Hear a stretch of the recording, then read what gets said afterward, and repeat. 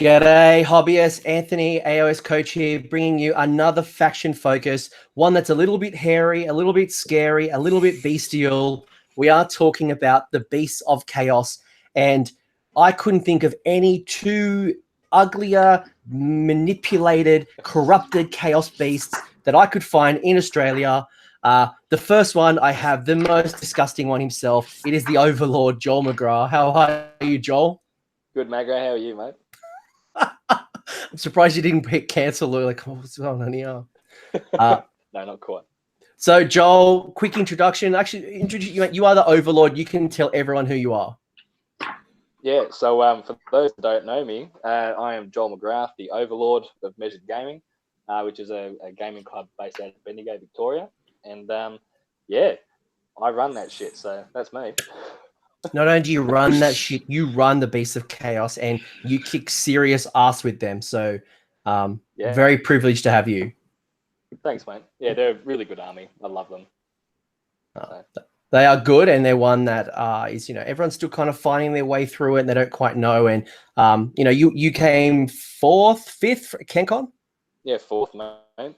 Fourth with a sort of an unconventional Beast of Chaos army. So it was mainly Bray Herd with 6 bulls in there. No one ever thought that I was going to be able to win. So yeah. And KenCon was Australia's largest event with just under 200 players. So this man came fourth. So this guy knows his shit. Another man who knows his shit, and he's old school. I think at Sydney Slaughter, you may have played the War Herd before the book. We do have Ryan Kirby. How are you, Ryan? Yeah, good. How you doing, man? I'm 10 foot tall and bulletproof, and I've got notes ready to go. I'm going to be writing a heap of stuff because I think it's a great army. Yeah. No, it is. It's a fantastic army.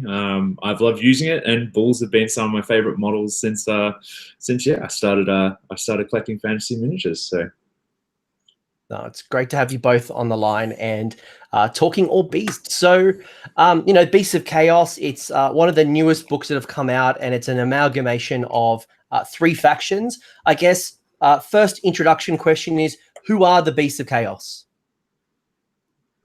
Take us away, Ryan. The Beasts of Chaos are basically all of the most horrific and horrible creatures that dwell in the mortal realms. Everywhere that's dank and dark and hidden is going to be infested with all sorts of different horrific monsters. And yeah, they basically just like culminate together into huge sort of amalgamations of horrific waves of disgustingness that just sort of run through the armies of order and rape and pillage and burn and steal and destroy. They're just a really fun army just in the background, and go really well.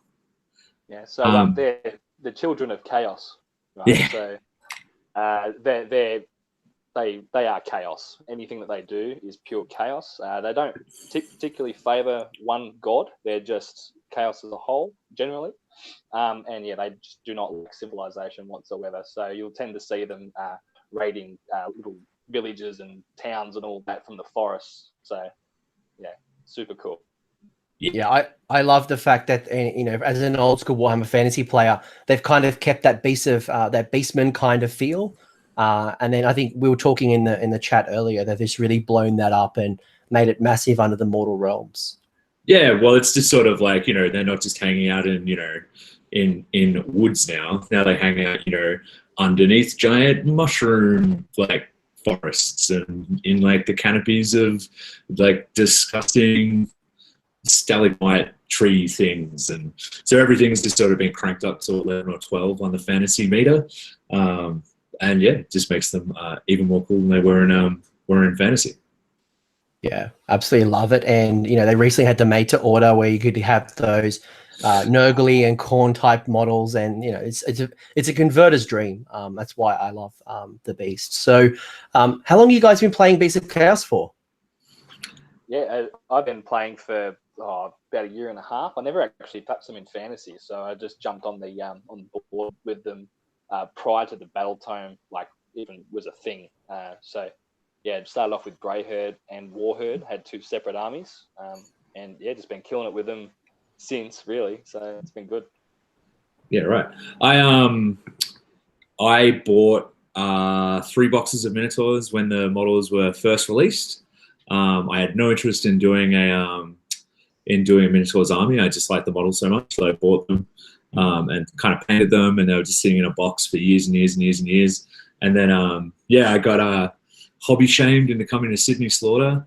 I wanted to take something different, so I pulled them out and finished painting them, added a bunch of extra bull models, and brought them along. And so that was 9 months ago.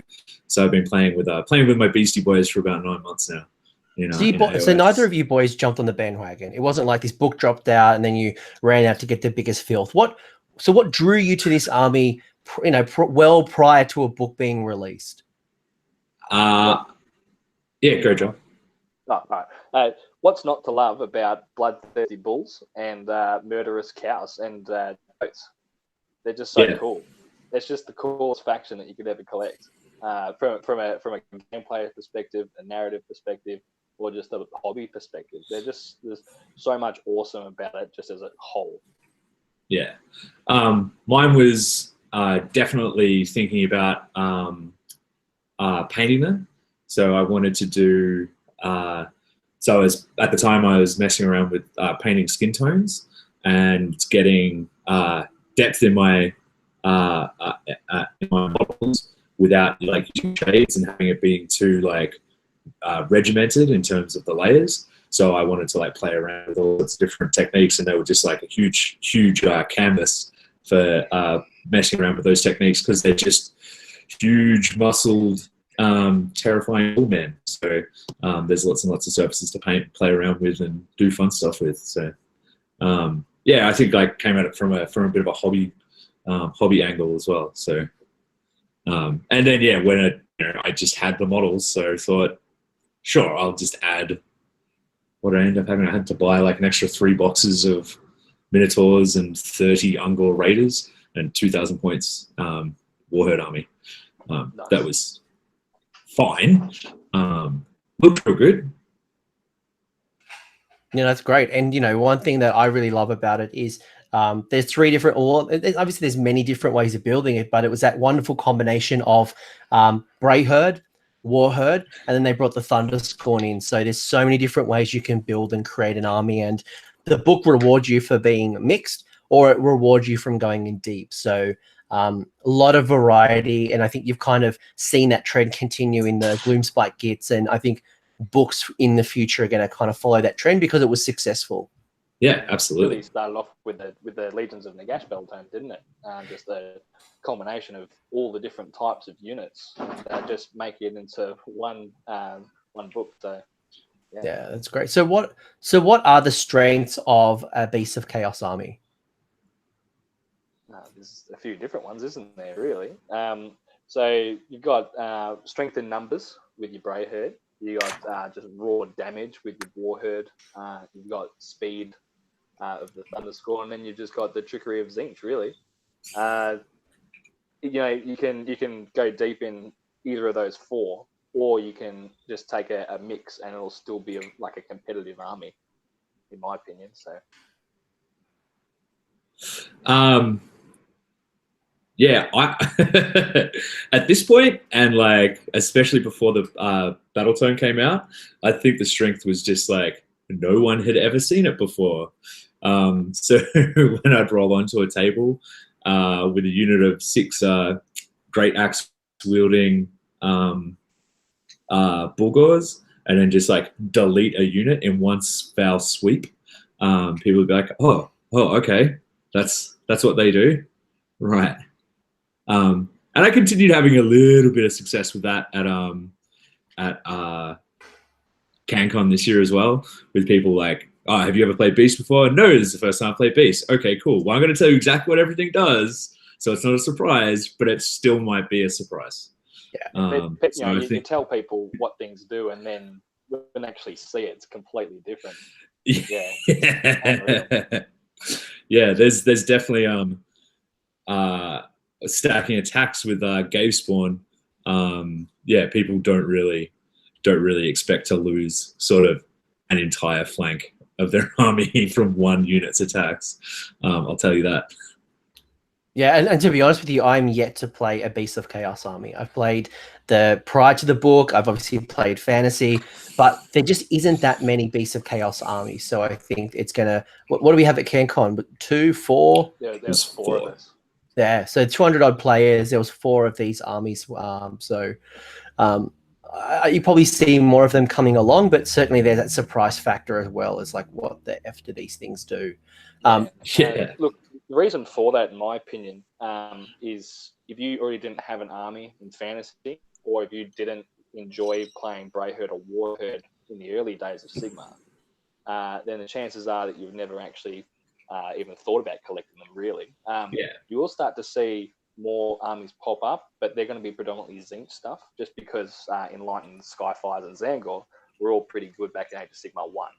So now they're like a new army to use kind of thing. Yeah, and we definitely saw, absolutely. And we got Dan Bradshaw from the UK won the UK Masters with the Beast of Chaos that was heavily Zangor focused. So that's certainly another build that we've got. Sure.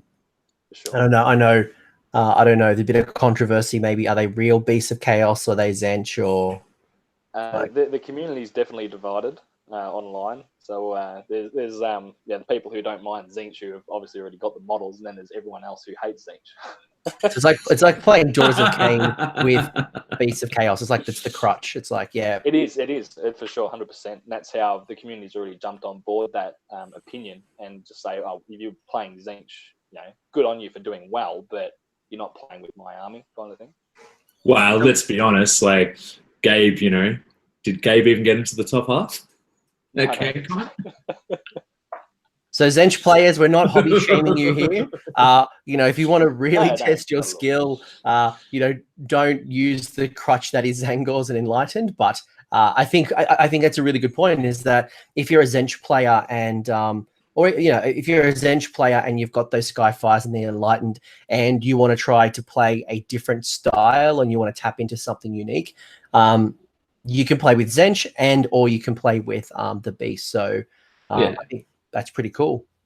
But anyway, moving on from my original point, like now that I've played a lot of games with my army and people have seen what it can do and what it does, I think the real versatility that the army affords you is probably its like biggest strength. Being able to so you're very, very, very maneuverable. You've got really, really good shooting, weirdly enough, between the Sigor and Ungor Raiders and the Chimera. Skyfires as well. So you've got just a plethora of things you can do in every single phase.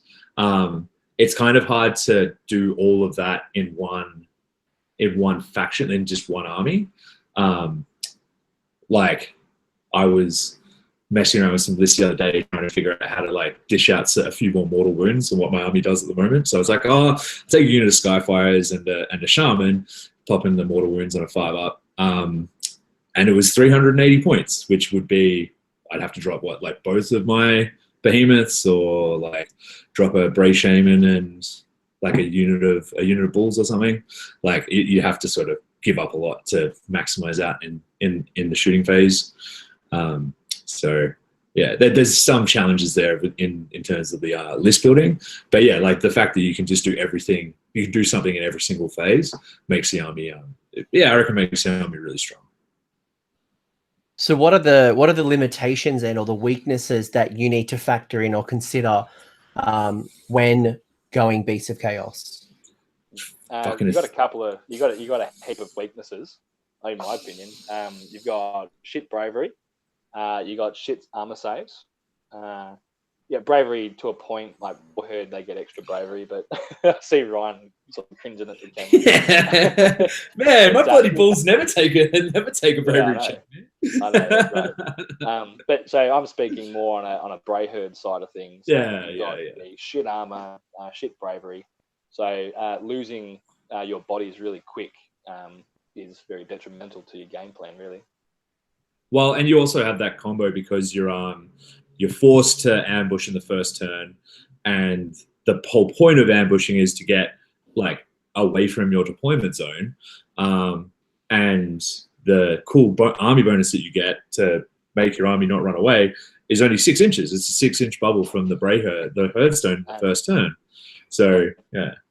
I'll be honest. I rarely ever ambush with all my goat units. I think at CanCon, out of my 6 games, I may have ambushed twice the entire weekend. Just with right, far out. 10. Yeah. Well, my mentality, as soon as the army's so quick, you got 16 inches, say, on a unit of best of yours. They're going to be closer to your enemy's front line than what you would be if you were to ambush in 9 away. It's a good point. It's a really good point. Yeah. Well, you were running like 3 Bray Shamans, yeah? Yeah, man.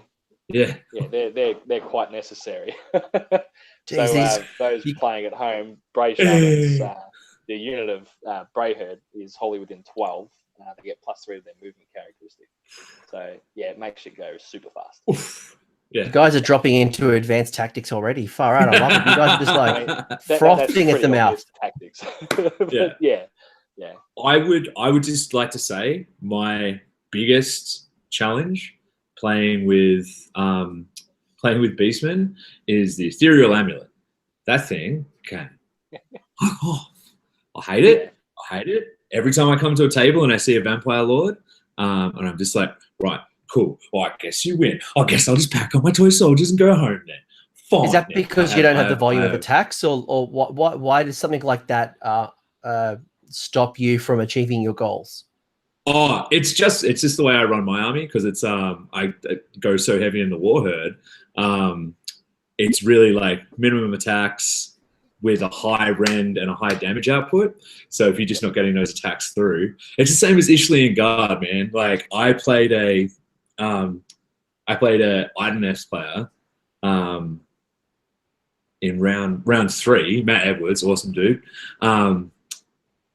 At CanCon, and the only reason why I beat him is he had a unit of 6 Ishlian Guard on a flank, and he failed 4 out of 6 saves against my Beast Lord, and he lost like half the unit in one fell swoop. That's the only reason why I managed to like survive that game and get through it, like just because he rolled really, really badly. And I think when you're in a situation where you're basing all of your strategies and plans and like abilities to win the game on your opponent rolling badly, then you kind of, because your opponent's not going to roll badly when you need them to, they're not going to do that. They won't oblige. So the Ethereal Amulet, man. Something to think about. Yeah. Sorry, Joel, you just like that. I don't have much of an issue with ethereal units, so like Grimghast Reapers or your bloody Ethereal Amulet Zombie Dragon. But just because I've got so many chaff attacks, it's just weight of dice. That's how. You go. I was going to say like that's how I ended up like trying to deal with it, is just attacking it with like Ungor Raiders and like pinning it in combat and then just shooting it again and again and again and again. It's the same way. Yeah, that's it, man. It's the same way you kill Terminators in 40k. Like you just shoot enough dice at them that they roll enough ones to fuck off. And I think that's the interesting thing between you guys is that, one of you is very heavy on the Bray Herd side, which is that, low damage, high volume of attacks, lots of bodies. But then one of you have gone down more of that monster route, which is, high rend, high damage, low model count, lots of wounds, but every wound is important in that army. So I think when we get to list design, it'll be interesting to hear how both of you guys talk. But before we get to that, we've got allegiance abilities we haven't talked about. So I go allegiance of Beasts of Chaos. What do I get for sparing my allegiance to the beasts? You get the Herdstone, really. So I get a terrain piece. A couple of things. Yeah, terrain piece, the Herdstone. So it's got it's got a buff and a debuff. And what it does is it starts at 6 inches, and then every battle round it expands 6. So your units are wholly within its range. So say 6 inches, you're immune to battle shock. If your opponent's within 6 inches, they get -1 to their save. So you get rend, which just keeps growing, and then you get immune to battle shock that just keeps growing as well throughout the game. So by turn 4, it's 24 inches. It's pretty awesome. That's really cool. And We talked about that that style of, if we go Bray Herd or War Herd or Thunderscorn, there are benefits. What else do you get? So what are those benefits for that list design considerations? So Bray Herd get the ambush, which for every unit that you put down, you can put aside. Then they can come in wholly within 6 from the edge and 9 away from enemy models. War Herd, when they kill any unit in combat, they kill D3 wounds at the end of the phase, which is awesome. I was running that today. It's just so good. And, they just pick up bits of corpse and just just start eating it. Yeah. And then Thunderscorn, what do they do? They get to move fast. Yes. They move D6 inches in the hero phase. From memory.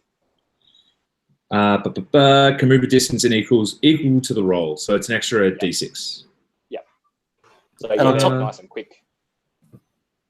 Yeah, that's great. And on top of that, you've got this thing called a Great Fray. Is that correct? Yeah. So they work similar to your Stormcast chambers, essentially.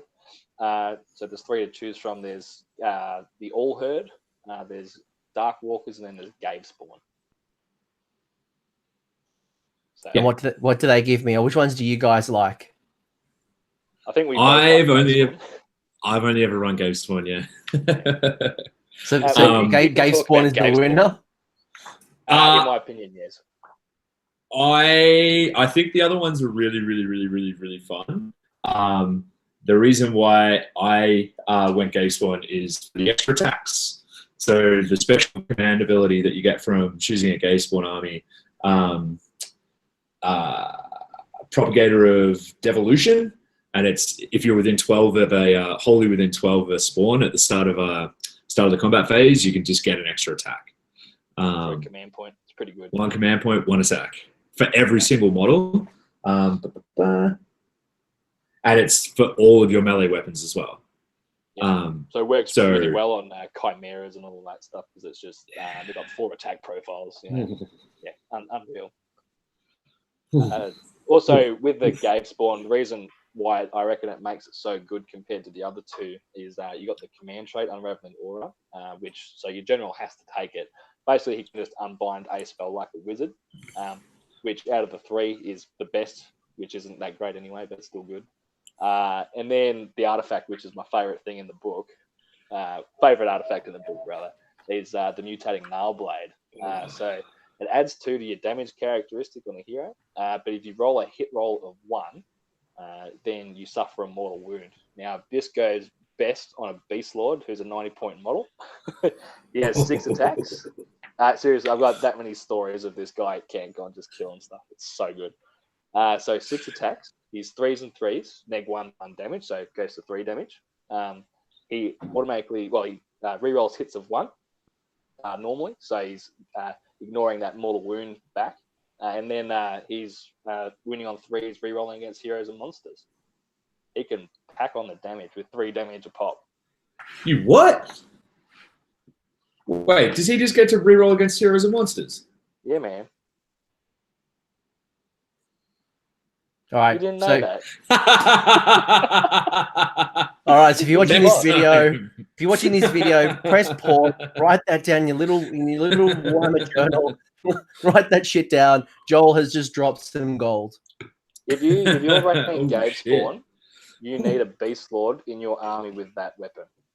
That's yes, I have Beast Lord with that weapon. Yeah. I mean, you got the Doom Ball who's all right with it, but he's only got 3 attacks, so you guys go up to 5 damage though. But he's pretty whiffy in my opinion. And then same. There's better equipment to give the Doom Ball, I reckon.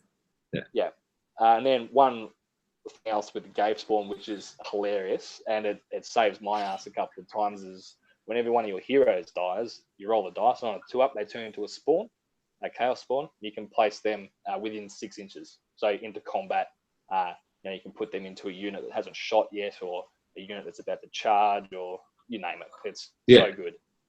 And it happens instantly, so you can then just attack with them straight away. Yeah. So my Beast Lord is this is one of the stories. He's going up against like an Iron Turtle, for example, and he's killed it all the way down to 1 wound. So he's got like 18 wounds or something. I don't know, something stupid. Yeah, they're freaking ridiculous, those things. Yeah. The turtle eats the beast lord. The beast lord turns into a spawn, then the spawn kills the turtle. How much is the beast lord again? It's like 80 90 points. 90 points versus the turtle is currently 380. Yeah. So that's a pretty good return on investment. Oh, yeah. Saucy boy. Yeah, I had mine. Yeah, man. Oh yeah, I had my Bray Shaman get charged by the Daughters of Cain giant terrifying chariot thing, the Cauldron of Blood, and he had a unit of the cavalry that counts as a wizard. What are they called? Doomfire Wargs. That's it.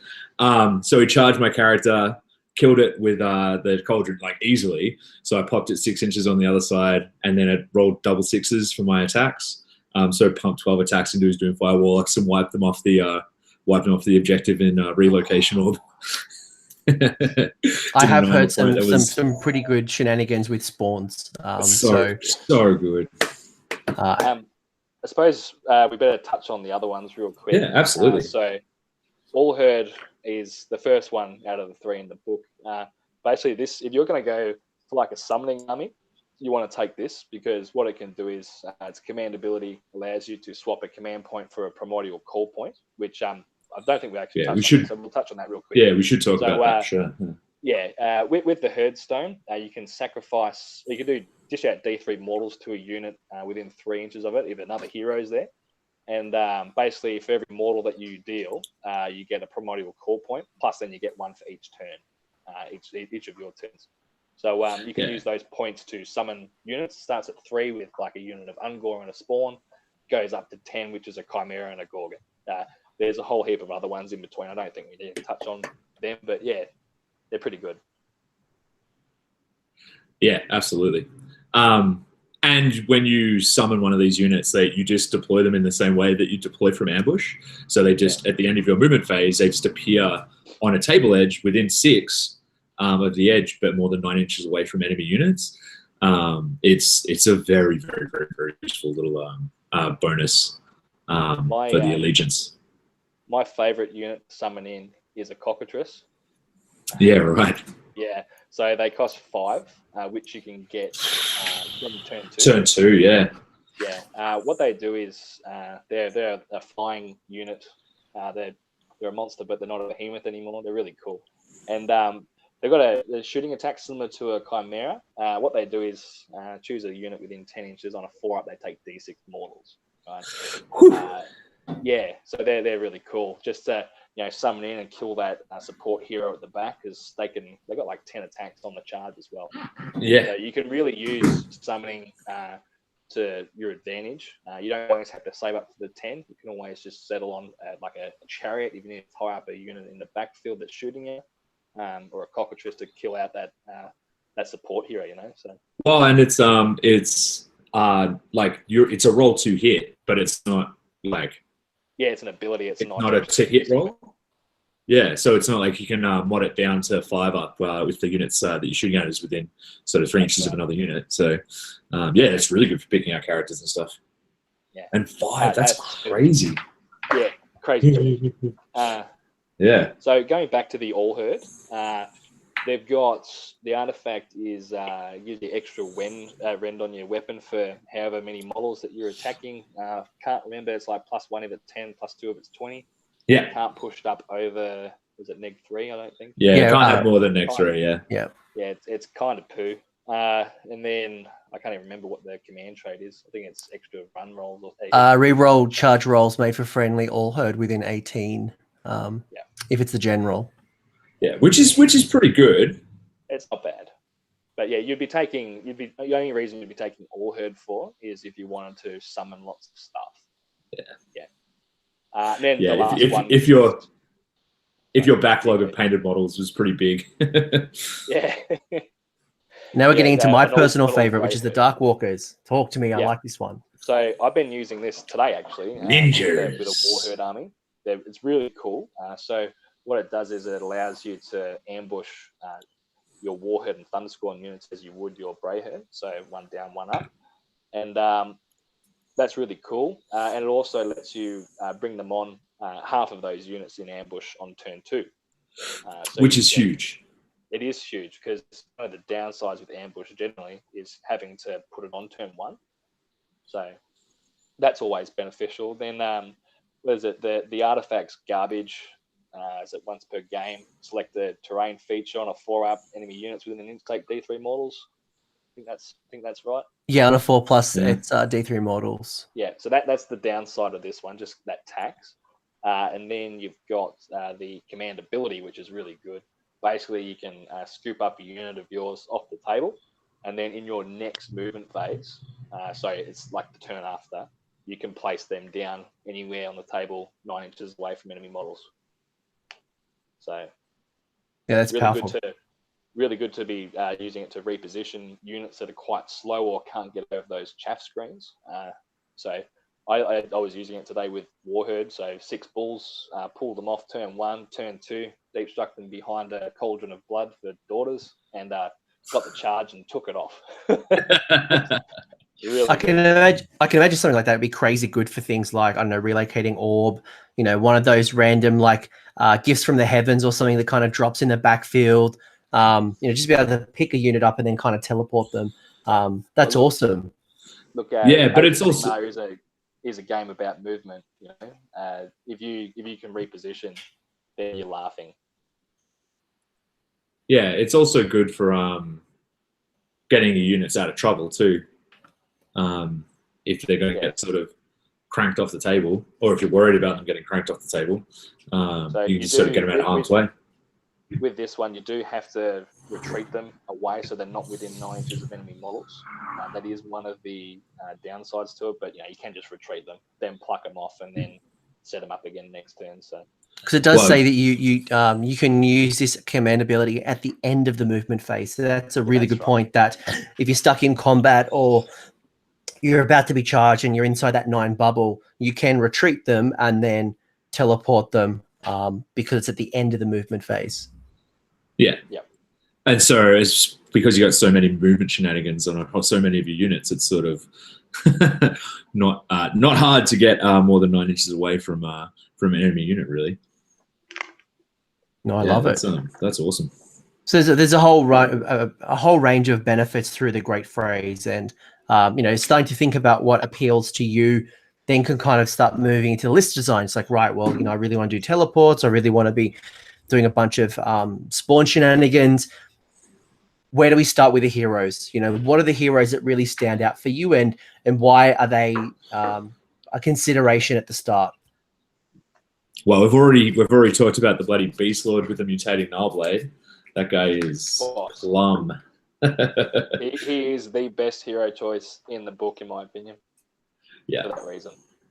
I know that you talked about you don't use ambush too much, but I really like him because when people screen out, I'll keep like a unit of 30 Gores off the table, a unit of 30 Ungores off the table, and people screen out, and they're screening out the whole of the backboard, doing really, really well, but they're screening out for a unit of 30 Gores. They're screening out for a whole unit, and then you're like, oh, buddy, you reckon there's like 32 mil there I could pop into?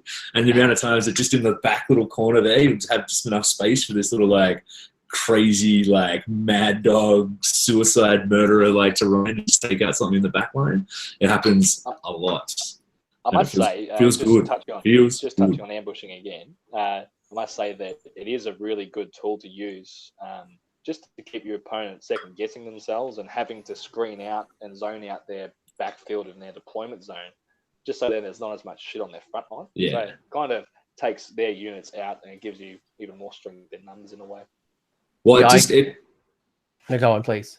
Oh, I was just going to say, it makes scenarios like Knife to the Heart like really easy because you get to put a lot of pressure, and like you said, they're forced to screen out their whole back line, which means that you can actually like just run up the guts and be able to take out their army piecemeal, which is great. Like, it feels real good.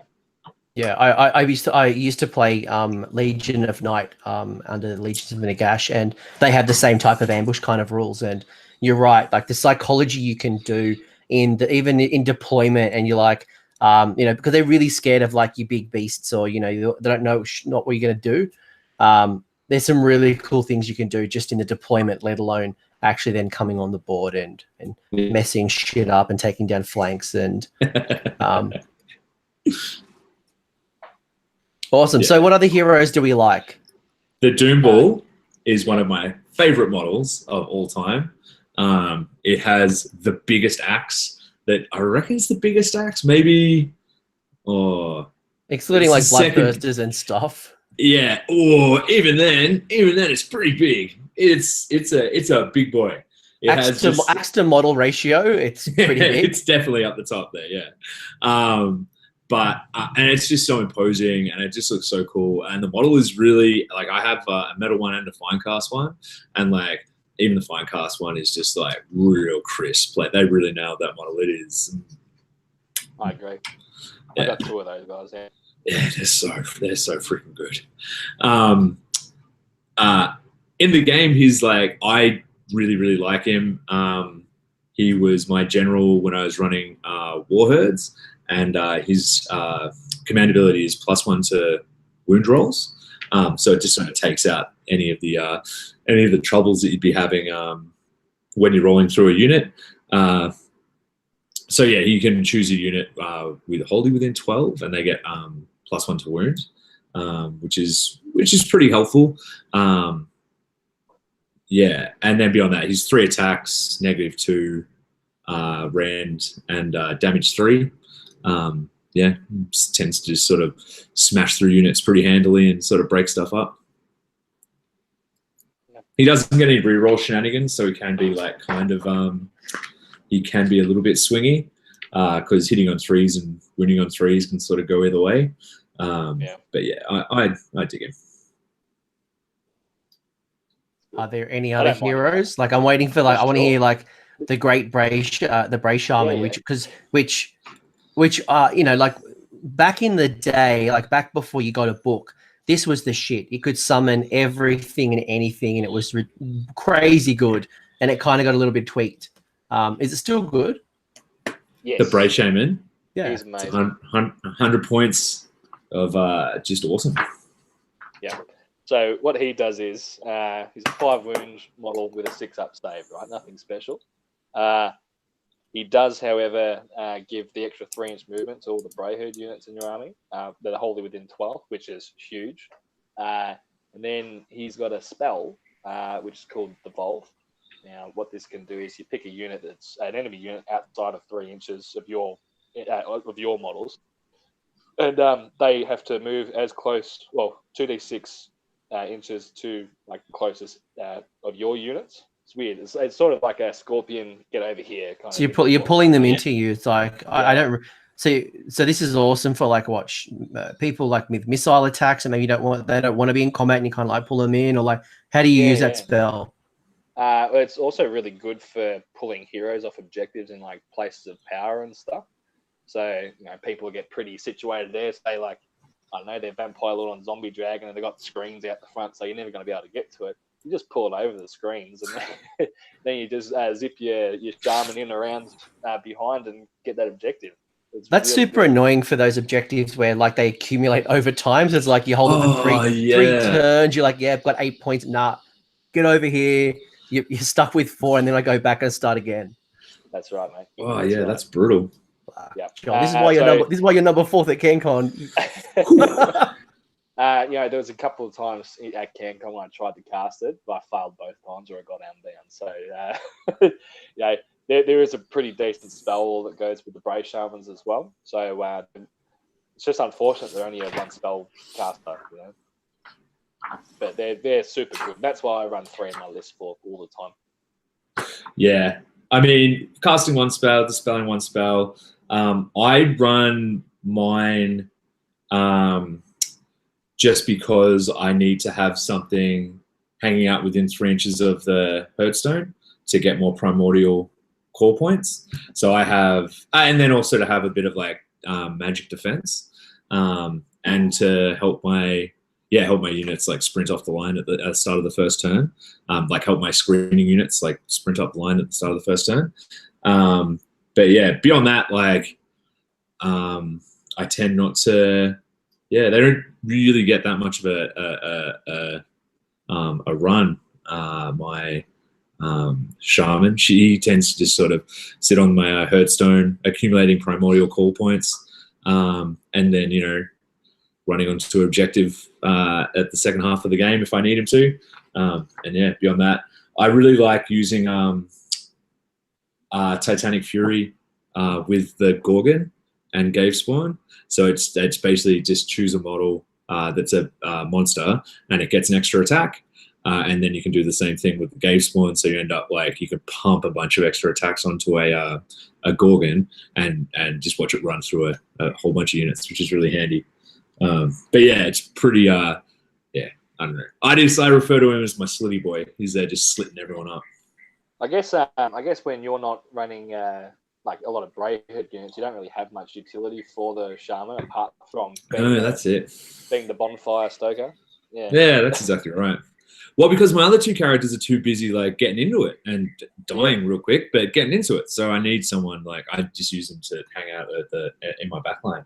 And really good, really useful, like dispels lots of spells, like is not the worst in combat, like has a sort of standard wizardy attack of but it hits on 3s. Yeah, it's 4s and 3s, neg 1, D3 damage. Yeah. And range of 2, which is yeah, so one of the secrets with this guy is so you get your herdstone. If you actually flip that back to front, so you got the bonfire facing you, he can actually fit in there, so he's benefiting from cover while he's killing a whole heap of goats. That's amazing. That's awesome. That's some cheeky filth right there. Well, when he's got a 6-up save, you need to take whatever you can get. Yeah. No, but it's a really good point that this great Bray Shaman has benefits both in not only a Bray herd army, but even as you guys pointed out, stoking the fire and getting those primordial points up. So, we've got the other thing is for heroes to cover. Oh, sorry, Ron. I was just going to say for 100 points is what's that 80 points cheaper than the Zench character. Yes. The Zangor Shaman. So I mean, his bargain basement points cost compared to the old Zangor Shaman. So yeah, I mean, I take him in every list I run, just because I like primordial call points. So what other characters do you like, Joel? Well, there's only 2 more that we haven't touched on, so we may as well. Yeah, I'm tapped. They're the only ones that I use those three. That's right, mate. So just quickly, the Dragon Ogre Shagger. He's our monster wizard hero. He's the toughest of all the monsters in the Beast of Chaos range. 180 points from memory. 10 wounds with a 4-up save, 8-inch move. He's basically the Thunderscorn hero. So if you take him into General, he unlocks the Dragon Ogre's battle line, which is pretty cool. He has similar stats to the Doom Bull in combat. Less point of rend, but 3 attacks, 3s and 3s, neg 1, 3 damage. So he's pretty choppy. But what sets him apart is he's, again, a wizard. So he knows a spell, well, it's just a heal spell. So he can heal himself up if he needs to. And he also has access to one of the best spells in the book, in my opinion, or 2 of. So can't remember what it's called, but we'll find it. Is that Summon Lightning? No. So he's got Hailstorm. So casting value is 6. If you cast it, pick an enemy unit within 21 inches. That unit halves their move, their run, and their charge rolls until your next hero phase. Oof. Yeah, he's pretty cool. 21 inches too. It's such a bizarre range for a spell. It's huge. Then he's also got Sunwing Blades, which casting value is 7. Choose a friendly unit wholly within 18. Add 1 to their rend characteristic. So you can make something chop real hard if you want to with this guy. Yeah. So he's not bad at all. Yeah. Just since you did mention it, the Doom Bull unlocks Bullgause's battle line as well in match play. Yeah. And if you have a Beast Lord or a Shaman as your general, it unlocks Vestigors as your battle line. So yeah, the Dragon Ogre Shagger, he's pretty cool. He's expensive and still kind of fragile for a hero, but he is a good option out of the 5 fragile heroes that we've got in the book. I mean, 180 is not bad. Like, no. And then lastly is the Bengal Shaman. So this guy's on a disc. He's moving 16. Once per game, he can cast a second spell with a reroll. And then he also does some bonuses to the Skyfires and Zangors and Enlightened. So he's pretty cool too if you want to go down the Zang route. yeah. Love it. That's it for heroes. Yeah, and make Zangor's battle line. Yeah, and he also has access to the Brayherd Wizard spell lore. Yeah. So potentially stupid question. You're looking at your 4 hero choices and you're thinking about which ones do I want to unlock as battle line. Is that a fair question? For sure, yeah. Normally you'd have like a big part of your army themed to one of the 4, and then you just add on whatever else that you wanted to. So really, when we're talking about the great phrase, thinking about which great fray I want is really going to be important for the benefits, as well as, again, my hero choice, the benefits that come with that temple, that great fray, and then kind of always cascades down as we now go into battle line. Yeah, pretty much. Yeah. So the best battle line in the book, in my opinion, right, here we go. is Best of Gores. Now it's been said that Best of Gores are the Grimghast Reapers and the Witch Elves of Chaos. And we'll touch on that a little bit later. But who said that? Was that you? Yeah. Quote Joel. Just then, didn't you hear? No, they're just awesome. Look, they're 300 points for 30 models who just have built-in rerolls, pluses to hit, rend, and there's ways that you can make them have exploding attacks, extra attacks from the Gave spawn. They're just fucked. 4-up save on goats. Yeah, they're awesome. Absolutely awesome. Yeah. Cool. You do also need, in my opinion, some Ungors in your army. And they can run and charge. Yeah, they can. All the goats can, except for the heroes. Yeah. Beautiful. What's your favorite, Ryan? Sorry? What's your favorite battle line? Bulgors. Every day of the week. Yeah, not because they're great, just because I really, really, really like them. They've got 4 wounds. They've got a 5-up save, which is a bit rough. But they just dish out so much damage. And they never really run away. So the bonus that I really like about them is that their banner gives them +1 bravery for every unit within 12. So if you going up against a Legion army or whatever, if you're standing in the middle of their force, you'll have leadership 15 or something from all the characters and units sort of all scattered around.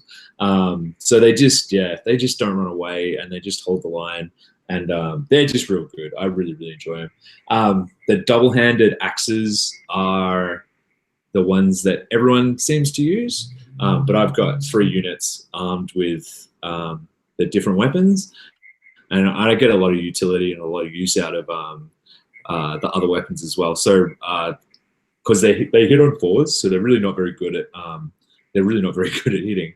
The paired axes gives you an extra attack, so 3 attacks, and you reroll 1s to hit. And the bull shields give you +1 to your save roll, so but only in combat, which is the same thing that Gores get. So 4-up in combat, I usually have them tuck back, shielding my my shaman, and then the other 2 sort of just run up the battlefield and start chopping stuff up. Yeah, I love them. I reckon they're great. Great models. They scare the absolute bejesus out of people when you hit stuff with them. I've had nothing but fun times with my Bulgors. Yeah, I had 6 of them in my Cancon army. Yeah, and I use them as a 2nd or 3rd wave, or as a nut cracking sort of unit, and mop up crew. They just outperform, especially when they're getting all the buffs. Yeah. Yeah. Just insane damage deals. So I noticed the gauze and the ungauze are very similar at a points value when you go like the horde discount. So it's like 60 and 80, but then it kind of goes around that 200 mark. What are the considerations you guys would have in between, choosing gauze as your battle line versus ungore as battle line? I don't rate gauze at all, in my opinion. It's unfortunate because they're one of my favorite models in the book. But when you if we're just talking pure horde discount, so you got 40 bodies of ungores for 200 points, and then you got which are on 25 mil bases, or you can go 30 gores for 210 points, which are on 32 mil bases. Now you're getting just with the ungores, you're getting 2 ranks in. You've got the 1-inch mauls, or you can get 3 ranks in with the 2-inch spears. So kind of they got the same amount of attack, same damage output, same everything. Ungores get built-in rerolls for larger units. I think you get an extra attack if you're 20 or more with gores. But yeah. Is there a situation? Is there a situation where gauze might be a better choice, or is it really ungores are just that much better, and they're cheaper at the lower end, and at the higher end there's more bodies? I wanted to have a unit in my army that I could use to screen my entire deployment zone. So having the extra 7 mil on each base actually means that you could spread the unit out a lot further. So I took a unit of gores with half shields because they got a 4-up save in combat. And they could just spread across the entire deployment zone. I guess the thing is with ungores, you can get a unit of 40, or they're only 30s as well. No, they're 40. Yeah, so that's the thing. You can only go up to units of 30 with the gores. 2 attacks each though, which is kind of rad. I used they surprised people, which was nice. But yeah, I took them just because I kind of like the models more than gores. So, but I like the models more than ungores. They are really cool models. Yeah. But unfortunately for me, they're just a unit of 10 is tax for the battalion, which I use. Yeah, right. It pains me to say it, but yeah. I don't know. I got some utility out of them.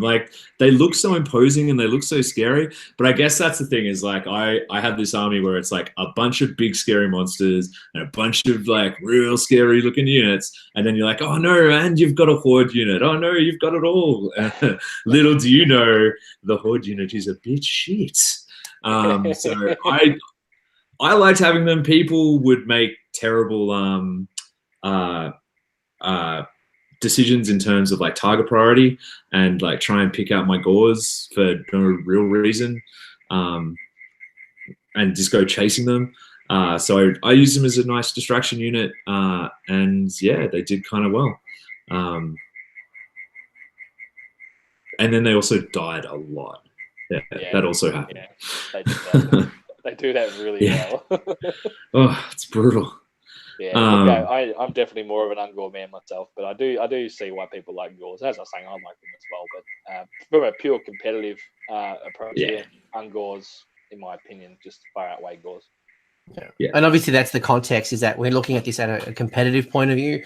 But if you're a narrative, or this is the rule of cool, you pick what you like, and you build what you like. But if you're looking to get an optimized list, and you want to do the best at an event or a tournament, this is the knowledge that these boys are dropping. So that's the context over this. Just to everything's great, but if you want to be competitive, some things are better than others in a competitive scene. It's true. It's very true.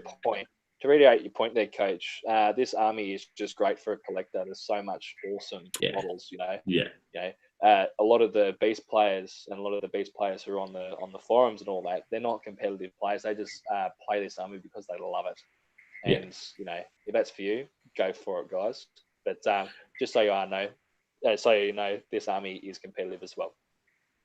Yes. Yeah. For sure. What do we think of the other battle line options like Zangor if we're going down that route, or Dragon Ogres if you're going down that route? Look, Zangor are really good. They did take a nerf in the book. They don't get as many attacks, but they're still pretty fucking good. Yeah, they're best of gores, but they've got 2 wounds each. Yeah, they've got a few more attacks. Yeah, that's pretty much it.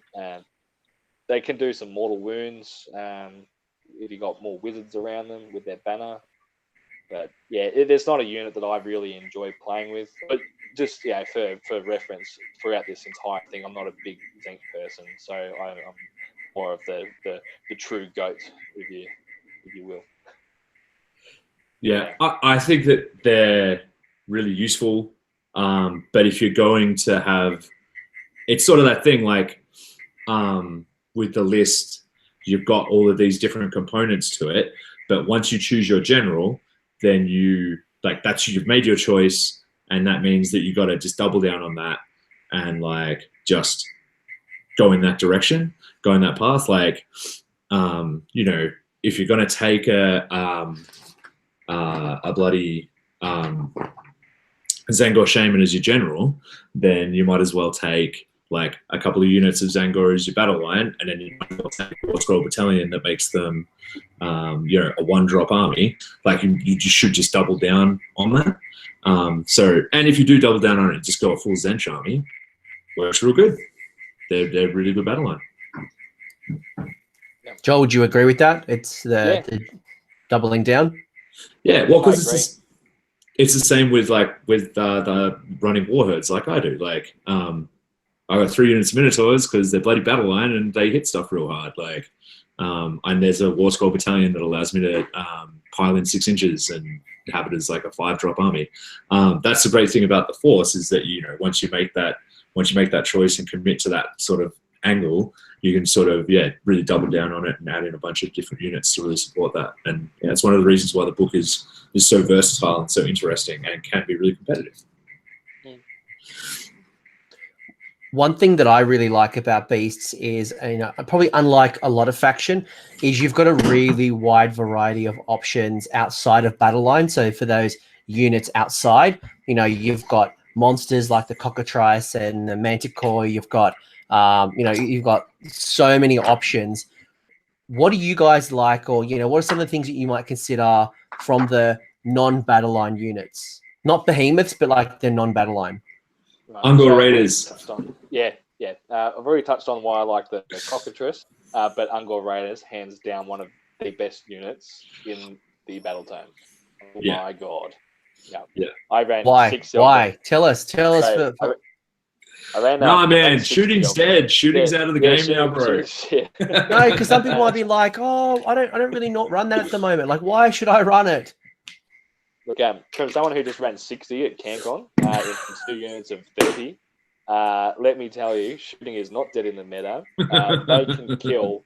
They've got like a 40-something inch threat range turn 1, right? Yeah. They are great at shooting out those heroes that deserve to die turn 1. All those real small heroes, like the 5-wound heroes, even the 10-wound heroes with shit saves, like the small wizards, they shouldn't live past turn 1. Back in Age of Sigmar 1, they didn't live past turn 1. These guys are bringing that back. I'll tell you what, playing an army which is notoriously bad with saves and all that, like can't handle really buffed up units. You kill out those heroes, then you're versing an unbuffed army, and it's just win. Yeah. Anyway, so Ungor Raiders have a movement of 6. If they're within range of your Bray Shaman, they have a movement of 9. Then when they run, they add +1 to their run movement. So that's between 10 and 16. And then they have a special rule where they can run and shoot. So and they move 6 inches before the game starts. And they move 6 inches before the game starts. Wow. Yeah, so if you're thinking about like protecting, ambushing screens, you're worried about something like Sylvaneth dropping down some woods. They get that free move. Then they're running around, sniping off heroes. Wow. So and then they're shooting attacks. Yeah. They're 18-inch range, right? which is pretty good for guns, well, bows. 4s and 4s. If they're a unit of 20 or more, they reroll hit rolls of 1. If they're a unit of 30 or more, they reroll hit rolls of 1s and 2s. So you may be only hitting on 4s, but you're rerolling half your misses. It's like 2/3 of your misses. It's insane. Yeah, it's so good. And you were running a unit of 40 at CanCon, is that right? 30s. 30. 30s. I was running a single unit of 30, and Joel was running 2 units of 30. It's the magic number. So good. Because if people are doing damage to your Ungor Raiders, they've already done their job anyway. So for a unit of 30, they're only 240 points. And that's 30 wounds on the table, which your opponent does need to deal with, but there's probably other shit they should be dealing with at the same time. So it's just threats. Yeah, but it's amazing like how many models are just like big scary models with a 4-up save. And you can just pump like each unit will pump like between, on average you get like 10 wounds, like 10 to 11 or so 10 to 11 4-up save unit. So yeah, just like putting down bloodthirsters, and then the bloodthirster has to go fight a unit of like just little gimpy like bow boys, like they have to go deal with that. It's like it's win-win. It's like if your bloodthirster's running at these guys, you're like, who cares? It's not going into the real meaty, beautiful stuff. But if they ignore it, they're just going to keep doing a death by 1,000 cuts. It's just going to chip, and they've probably already paid for themselves from their movement shenanigans, let alone the abuse they're going to have and the reroll benefits and all that great stuff. Against Alpha Strike armies with that 6-inch pre-game movement, great against Sylvaneth because they're pushing all their trees back 6. Yeah, they're just so versatile and they're so preventative of certain armies that would normally cripple us. I just use them as chat screens, really, that shoot. It's really good. Yeah, it's the fact that I don't get a price break for the 40 kind of breaks my heart a little bit. What's that noise? Yeah, trying to figure that out. That's all right. It's all right. We'll keep going. I might close it. Maybe it's some cicadas. I'll close the window in a second. But like they don't get a price break at 40, which is kind of a bit of a bummer. But I think that would probably be too much. Well, they did drop from 100 down to 80 in the battle tome. So you do get that. Yeah, and that was so when I was running War Herds, I had a unit of 30 and the Bray Shaman as my allies. And yeah, they just took stuff off, man. They're so good. They're so good. And they're so gimpy and they're so dumb. And like people are just like, what is this unit? What are they doing? Yeah. So at CanCon, I was running Gave Spawn, but for the first half of the game, seems I'm running such big horde units. I was just spending all my command points on Inspiring Presence. Then late game, when the bulls got into action, normally 1 or 2 of my heroes had already died.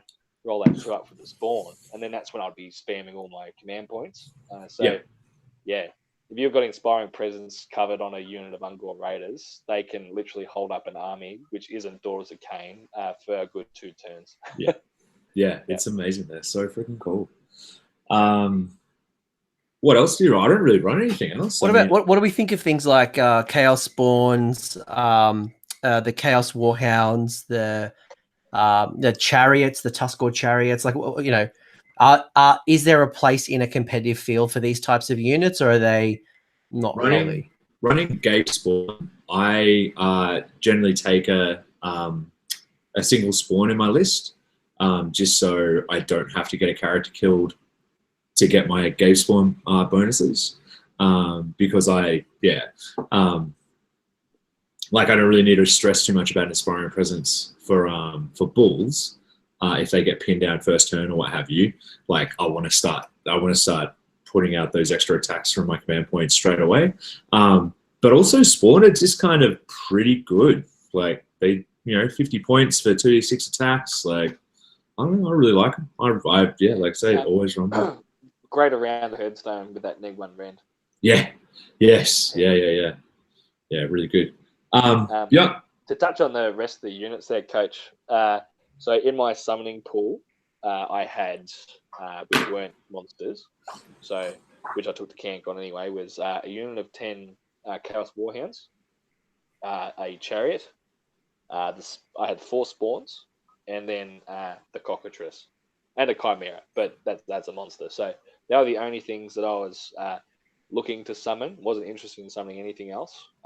But generally speaking, when I'm summoning, I'm either just replenishing units onto the table, like Ungor and stuff.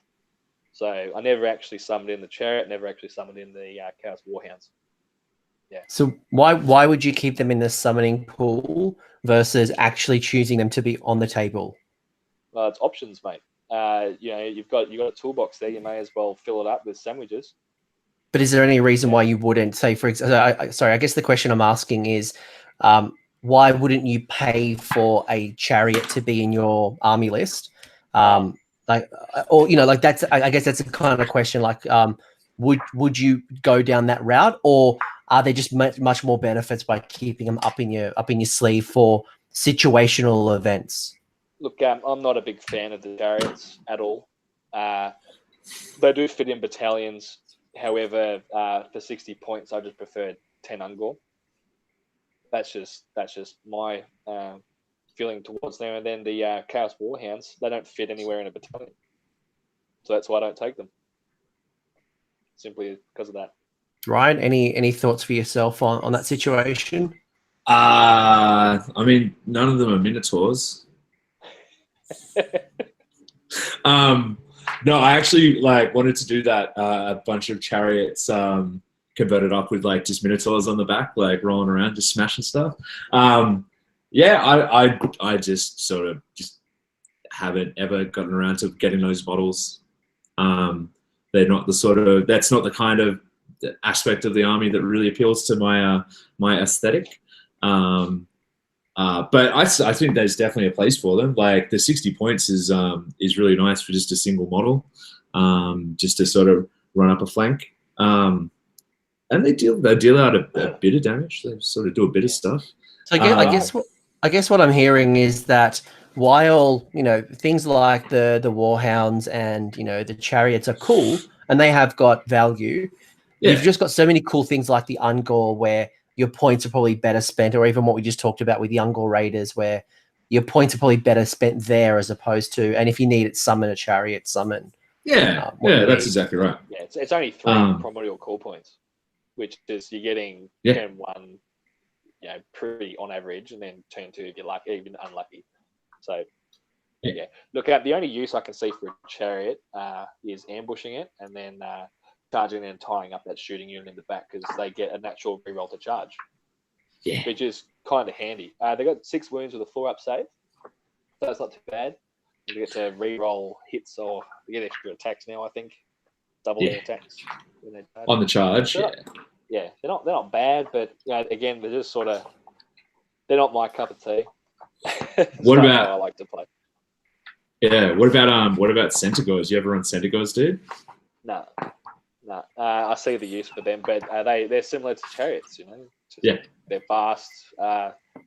They got rerolls built in, but fragile as shit, and they're not super tough, eh? No. Yeah, well, it's just that one little group of 5, isn't it? You just have to keep on using. Think about converting them up from Marauder horsemen, the horses from that, and just gore bodies. Yeah, for sure. Yeah, they look really good. Obviously, we're not talking about Zangor, the Enlightens, and the Discs, because we know they're awesome. So if you Look, if you want to go and play competitive and win a lot of games, Zinch heavy armies is probably the way to go if you're that way inclined. But if you want to do it with style, then listen to us. Yeah. Pretty much, I'm just not a big fan of taking the easy route. But again, it comes back to that, I running war herds, it's hard to fit Zenchar units into my army because they don't. Yeah. They're so expensive, and there's they do real good stuff, but I can afford 240 points for 30 Ungor, but 200 points for 3 bloody Skyfires, like that's such a huge tax in an army where I'm already paying 160 points for 3 bulls over and over and over again. So I don't know. I don't think I can see myself ever running Zench stuff. But if you want to run a Zench army, like run a Zench army and do that. Yeah, for sure. Yeah, and you know, if you want to run that, that's cool. I'm acknowledging that, but I think this kind of goes back to what we said at the start, which was the decisions you make at the start. Really, the benefits of doubling down as opposed to a bit of this, bit of that. Like you get so much more by going deep and really committing to different things. Yeah, for sure. Anything else on those other units, or do we get into like the nice big monster behemoths? Yeah, we'll go into the monsters, I reckon. Yes. Yeah. Which ones do we choose? What do we like? And you're going to tell me the Chaos Gargant, right? Like just Chaos Gargant forever. He's pretty cool. He's pretty awesome. Let's be honest. Is he 170 points? He's got extra attacks over the Ale Guzzler. He can be whipped by a hero to give him extra attacks. You can buff him up with Gave Spawn. He could be pumping out lots and lots and lots of 6 damage attacks. Oof. Yeah. He's a scary boy. He is. Yeah. Do you run one very often, or? I've tried one out a few times, but not competitively. Like I do play for fun as well, believe it or not. Yeah. Not in. He doesn't find a place on my list, but he is really cool. Yeah, right. I run the 2 cow monsters, the 2 Warherds monsters, the Sigmar and the Gorgon, just because I really, really love the models. I bought those 2 models at the same time as I bought like my first 3 boxes of Minotaurs, and I just think they're just sexy models. They just look great, and they also like kill stuff pretty good. They're very, very swingy. Like I've had the Gorgon charge in buffed with a whole bunch of extra attacks and then just do nothing pretty regularly. And they've only got 5-up saves, which is a bit disappointing. But the thing that I really like about the Sigmar is it gives you 2 unbinds. So it means that in a Gave Spawn army, I've got 4...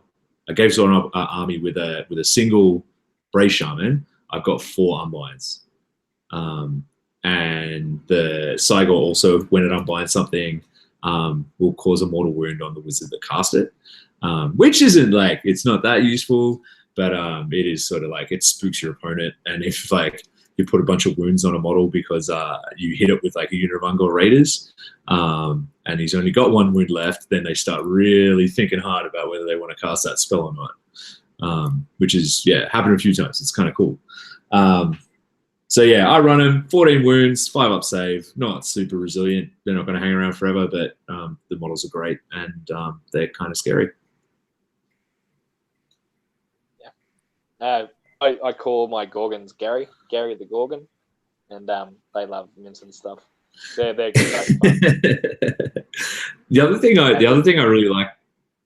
Sorry, I was just going to say the other thing I like about those 2 models is they're psychologically to my opponent, like they're huge and like real big, and kind of like look like they got scary stats and stuff. So my opponents tend to kill them real good. And it means they're not killing my Bulgors, which is, the things I actually don't want to die. Yeah, that's right. Yeah. Gorgons are just a nice, big, scary distraction. They're only 200 points. Like, as soon as your opponent wisens up to what they are actually sort of worth compared to the Bulgors, they will sort of start ignoring it. But again, it's a monster that you can't really ignore because they can hit like a freight train. You have to deal with them. What about 100%? And even if that focus fires, you get them at half strength to make them almost unusable. That's stuff that's not going into your main models, your Doom Bulls and all that good stuff you want to keep unwounded. You got to be careful about leaving like a Gorgon at half strength because he's still going to be able to kill some units, and every time he kills a unit, he's healing D3 wounds. So something to watch out for. It's a good trick, so especially if people like, because often you do that, right? With a behemoth, you're like, oh, I'm trying to get it to that. Like, what's that? What are those bands? Okay, cool. That, band 3, they're, not as effective. So I can just chip away and then focus somewhere else. But as you just pointed, they heal up and all of a sudden they're back to full strength, or they're back to that good band. And they're like, oh shit, I really should have just focused fire, taken the whole thing down. And now everything else is punching me in the face. That's right. They've also got the swallow whole rule, which is good for sort of. It's a jerk move, and like I don't like doing it that much because it feels like kind of filthy. But if your opponent's got a screen up, you can sort of pick that one model, put the unit out of coherency, and then just be like, yeah, you got to take them off. And it works the same as the stud drakes when it's equal to or greater than the wounds characteristic. Yeah, so if it's one wound. It auto eats it. Against the 5 wound hero, you got a 1 in 3 chance of eating it. It's just awesome. Mm. And when it goes off, it feels real good. Oh yeah, it does. I was joking around. I was playing against Daughters of Cain earlier today. I had a Gorgon with my Dark Walker's army. I was like, if I was to ambush him in here, charge him into Marathi while she was little, if I roll a 6 here, I can just I didn't end up doing it because it was suicide, but yeah, that is a possibility. If you did that, that would be one of the greatest stories that would ever be told. Is that you just ate little Marathi? She's like, oh no, not again! Like I just got out of Slaanesh. Now I'm gonna. That is so sneaky. I love that so much. Yeah. So there is that option. There is that option. Yeah.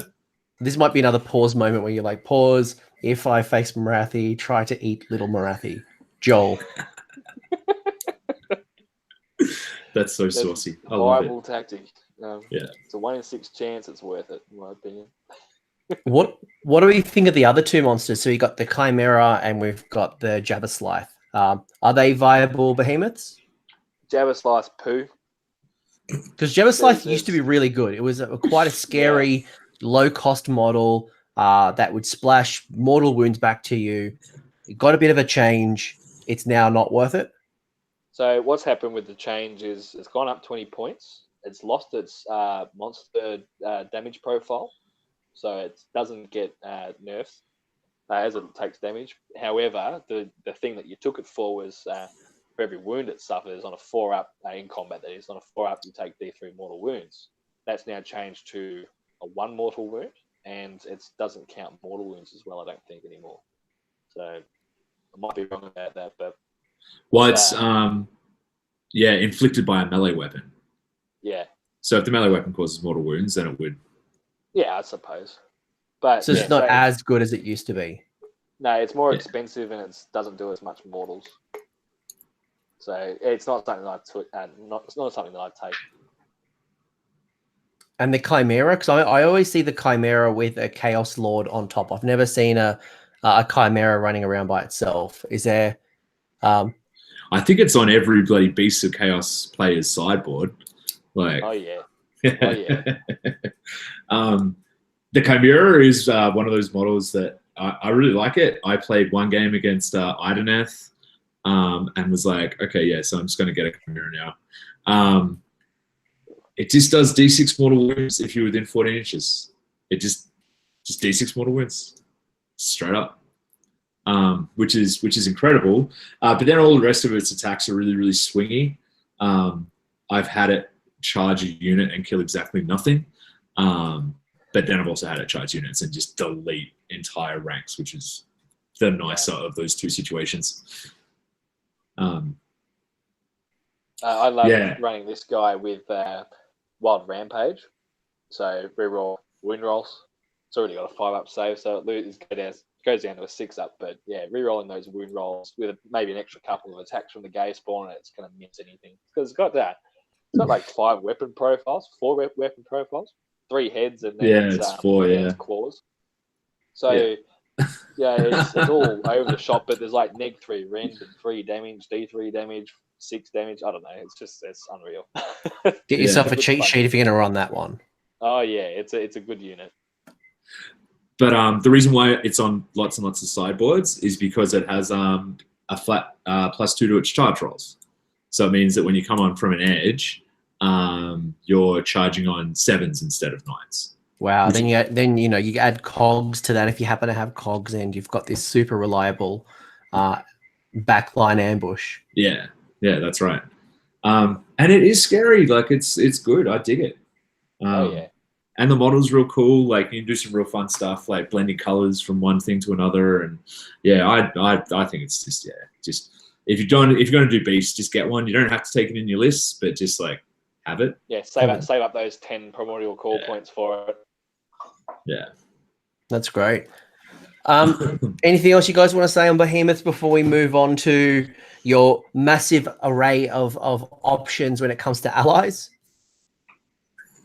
We have allies?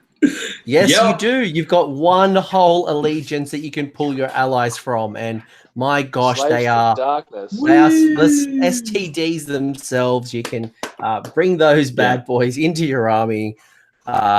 Joel's already kind of alluded. Sounds like it's a bit of a hot garbage option, but what do we think about ally options? I think there's that much in the book that you don't need allies. Yeah, that's my take. Yeah. I kicked around with the idea of including the sorcerer that gives you the chaos sorcerer. His spell is like demonic power, yeah, which reroll is hit wounds and saves of one.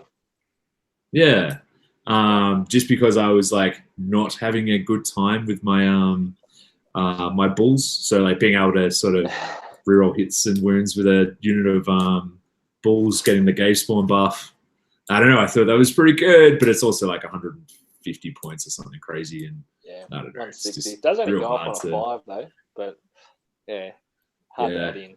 Maybe I will run it, but I mean, it's like if I take him, then I have to drop something, and he doesn't slit anyone. You can't have him standing next to the bloody thing getting primordial points, which means like you can't really get a Chimera or anything, or I'd have to use a different character to sit back and slit stuff. So I don't know. It's hard. It's hard.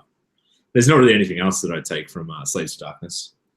No. Yeah, I feel the same with my Gloomspite, where it's like I don't really need allies. I'm already stuck with too many different options. Yeah. I'm just pulling up potentially, like, would it be beneficial maybe to take a Chaos War Shrine? None of them are mortals. Yeah. That was kind of what I was looking at, like what the benefit was. Yeah. But if it's a mortal thing, then it's not worth No, it. I've already looked at that, mate. Trust me. Weirdly enough, I have seen. So this is something I was going to bring up. Like, they're not really allies, but like, so the way the other Chaos books work is if something has the mark, then you can include it. So and all of the cult War Scroll battalions give you the mark of the god that they're associated with. So like Brass for Spoilers gives you the mark of Khorne, which means you can then be taken in those units that can then be taken in a Khorne army. Khorne army, a Blades of Khorne army. So yeah, the options for allies and that sort of thing are actually like pretty good. Yeah, it's kind of the other way around, isn't it? But it sort of operates the other way. It's sort of weird. Yeah, you take that battalion and then you add them into another army for their buffs and shit. So, so are you saying that? So just to rewind for a second, because we're at it's a bit confusing. We're at battalions now.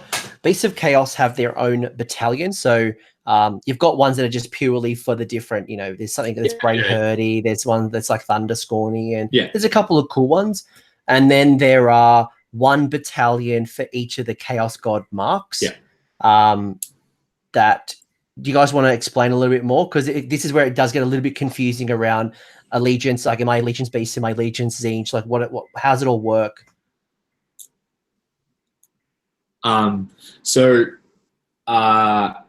Basically, units from this battalion gained the god keyword. So the one that I've seen, my boy up in Brizzy, Paulie, he runs a unit, the Brass Despoilers, in a Blades of Khorne army. And so what that means is because everything in that War Scroll battalion has the Khorne keyword, when you build your Khorne list, they all become like they're just straight from the Blades of Khorne army. So it's not an ally. So it's not an allied. They're just like they literally just pluck everything from the Beast book out of the Beast book and just transpose it into the Beast of Chaos book. It's just like a straight copy paste. Yeah, so it's really bizarre. So you actually, So it's not the other way around. So it's not like I'm running Beasts of Chaos and I can bring in blood letters and I can bring in all this cool Khorne stuff. It's actually the reverse. It's the reverse. That's right. So what you would lose your primordial points. You would lose your ability to like you lose all of your the broader sort of allegiance abilities, but you make up for that by getting a whole bunch of cool bonuses from the Khorne book or the Zench book or so like I'm trading my Herdstone and my points and my summoning points for the Zench dice, the blood tie points for Khorne. Magickin, I get my Feculent Narmor and that the and then Slaanesh when that comes. Whatever cool bonuses they get. Yeah, that's it. So as a Warherds player, all of your attacks hit on 4s. But if you then put like the Brass of Spoilers, which is it has to have a bunch of Bulgors in it. If you put that into a Khorne army with the Gore Pilgrims, then all of a sudden you're going to have Bulgors that are hitting on 2s instead of Bulgors that are hitting on 4s. And so, it starts to get real scary. Yeah. Joel, is that something that you might bring in when so Joel's a big Slaanesh player as well. Are there benefits now to take the Slaanesh or bring those guys into Slaanesh, or do you think maybe in the future, depending on what that allegiance looks like? The only bonus at the moment would be getting an extra artifact on another Exalted Greater Demon, really. Because like the way that the Slaanesh works is all about depravity points, and you've got hordes in your demonettes, so you've already got Ungor covered.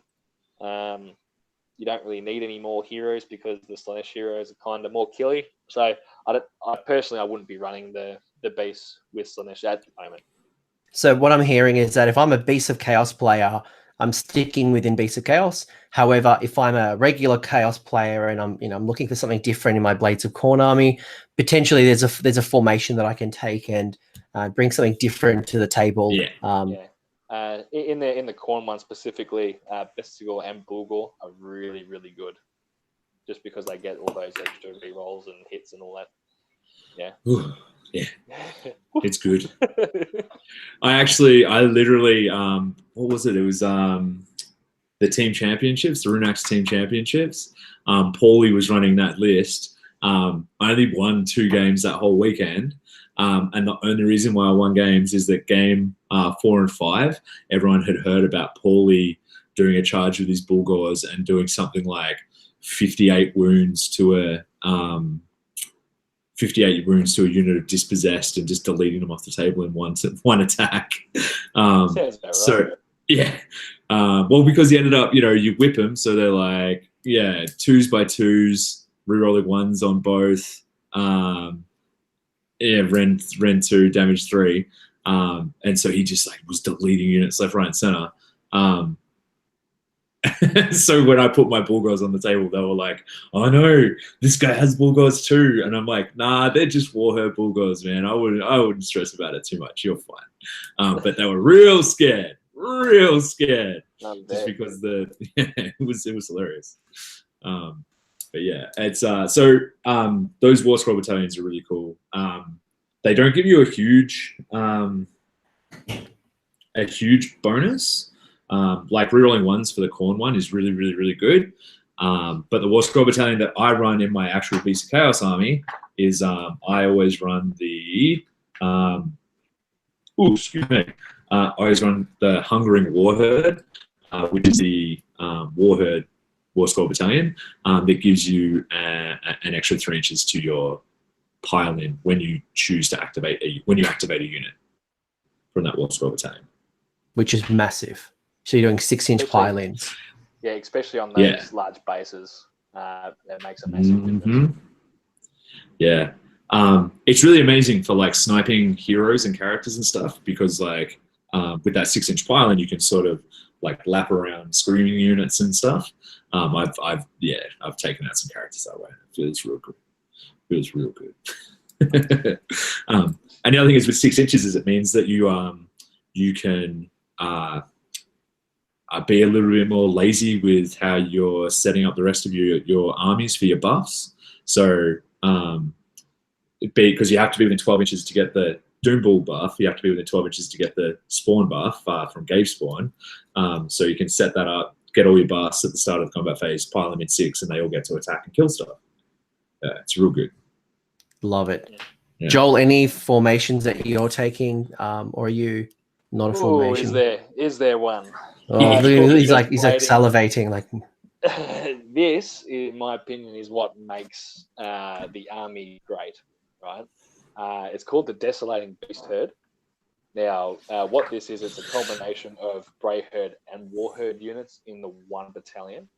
What it gives you is any attacks that you make from any of your units that are wholly within enemy territory, 6s to hit unmodified, they're 2 hits. So that means, the Beast Lord with the mutating nail blade in combat, 6s to hit is 2 hits for him. Bestigors, Bulgors, and here's the kicker, even Ungor Raiders shooting. because it doesn't. I'm reading it now, and it doesn't say in combat. It just says if the unmodified hit roll is a 6. Holy, that's a nasty little thing, and it's quite a generous battalion as well. Like you can add a lot to make your army a 1-drop. Like that's quite generous. It's either a Beast Lord or a Doom Bull. It's 0 to 3 Shamans. It's 5 to 13 Ungor units. 1 to however many Gore or Chariots. 1 to 3, and then 1 to 3 Bestigor. So, and then you got up 0 to 1 of your big tall boys, the Gorgon or the Cygor. You can, with this battalion, you can go Brave Herd heavy like what I do, or you can go Ward Herd heavy with some beasts in it. Some Bulgors in it, or some goats in it, and the 6s is just amazing.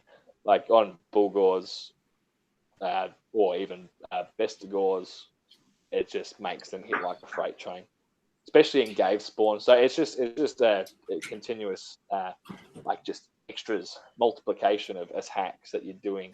It's just so good. It's so good. There it is. Yeah, so that's your 1 unit of 10 Gores is the one compulsory unit you have to take for that. For the battalion. Purely because I don't really rate the chariot. I prefer more bodies to zone with or screen with. Yeah, that's why I've got the 10 Gores in my CanCon list. Is that 1 drop for you, Joel? 1 drop, my friend. Wow. So that's pretty awesome when you think about your allegiance abilities and the ambushing. Now I've got all these buffs that we've talked about, and now we've got the additional attacks. Like I think this really goes back to the start where it's like really thinking hard what type of army I want, and then making choices that really just quantify that initial benefit. Correct. That's what it's all about. It's all about that multiplication of bonuses, making them work how they can work, and just mate. I'm sorry, I'm a bit speechless just when I talk about this battalion because it's so bloody good. No, it is great. I'm looking at this, wishing I had a Gloomspite version of that, because that is very generous, and the benefit is well worth paying that small tax of Yeah, and out of the 18 match play battle plans from the General's Handbook and the core rulebook, I think there's only 2, maybe 3 battle plans which aren't half the table for territories. So you got Relocation Orb, which is that janky one, janky deployment territory. But everything else is just half the table, which with the goats being a 1-drop, you're on their half the table turn 1. And there's nothing that your opponent can do about it. Yeah, it's just... Sorry. Love it. It's by far, in my opinion, for a competitive perspective, it is by far the best battalion in the book. Yeah, it's great. It's awesome. I'm impressed. I really like it. Yeah. I've literally got a 0 up writing, fitting my army into it right now. Oh, hopefully this is not like the other episodes we've done where I created a monster and all of a sudden the bestial chaos Mate, players the are running. monster's already here. This better not monster's be already like here. this. Not be like the new net list. Like, please, please, It please. is. I don't It want is. to be. Well, it's good for GW sales at least. Oh yeah. Look, the issue is, as we touched on earlier, the people who already have them are probably going to be running this battalion. The people who don't but want to play beast will probably play Zinch. That's the way that I look at it. Because from a cost perspective of the army, I've got we'll just keep referring to my CanCon list because it's the most recent thing. There was 142 models, including the Endless Spell and the Herdstone. Retail price is about $1,200-$1,300, which is almost double, maybe 3 times, 4 times more than another army that you can buy at 2,000 points. So, yeah, cost is a big thing with this army. Especially with your, if you want to make the most of a summoning pool, you've really got to have almost another 1,000 points just sitting on the side, just in case. Correct. Yeah, it is one of the downsides of having an army that summons. Really, you just need more stuff. Yeah. Any other battalions you guys want to talk about, or should we move into maybe how do we then customize this army with command traits and artifacts and those little like little 1%ers that can make a big difference? I don't think there's any more battalions worth mentioning, in my opinion, but we still need to talk about the endless spells. Yeah, absolutely. Well, let's. In there. All right, so good news, guys. Plenty of battalions. You've got one if you want to go into the different marks of chaos. And Joel has just given us some pretty sexy ones. We do have three endless spells. We do. So, Ryan, is there anyone that you like? No, I've not used any of the. Again, I only run one Bray Shaman, and they're all sort of a bit rich for his blood to try and cast. So I've sort of stayed away from them. I really like the models a lot, but yeah, I've never run any of them. I haven't run any of them yet. So first up, we'll touch on the Raven Wing, the birdies. What are they called? Raven Wing Flock. The dire flock. Ravening dire flock. Yeah. Sorry, been in the shop talking 40k today. Anyway, so basically what this is, it's an endless spell which has 3 models. You can string them out or have them close together. Basically, it stuffs around with your opponent's bravery. So subtract 2 from the bravery if you're within 6 inches of any of the 3 of the models, and they can be strung out 6 inches of each other. So it's not bad. The only downside to this thing, in my opinion, is whenever you end a move within 1 inch, it just moves 3d6, and your opponent can just move it completely out of the way. So anytime that any unit ends a move within an inch, it just moves again. So it's kind of hard to sort of pull off, in my opinion. I think it's 40 points as well, so it's not too bad. We've got the Doomblush Dirge Horn, so 60-point endless spell. There's a casting value of 6, set it up wholly within 12 of the opponent of the caster. And it's basically just a -1 to hit debuff aura that grows like the Herdstone. So instead of it being 6 inches, it's 3 inches, and it grows 3 inches each turn, which is pretty cool. Yeah. Then we got my favorite one, which is the Wildfire Taurus. Now, this was also in my CanCon army, and casting value of 6, set it up wholly within 12, and then it gets to move 12.